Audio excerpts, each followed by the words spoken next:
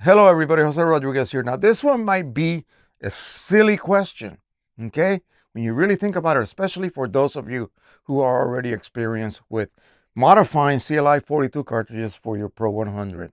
The question was, how long can my cartridges sit after I flush them without being refilled? And the answer is forever. Okay, simple as that.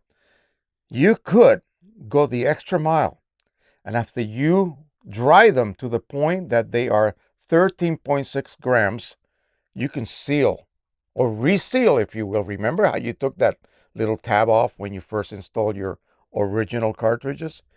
Apply some tape, reseal that port right there. That's the serpentine vent. Reseal that, put a clip on it, put a plug on it, and store it until you're ready to fill it. Simple as that. This will be the shortest video ever, okay?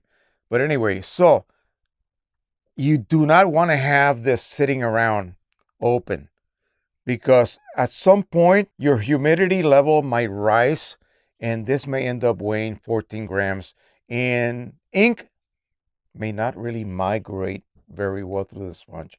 So you want to catch them at 13.6, seal the port, seal the plug hole, apply a clip, and then store them. I have a bunch of them stored that way, ready to be refilled as I need to.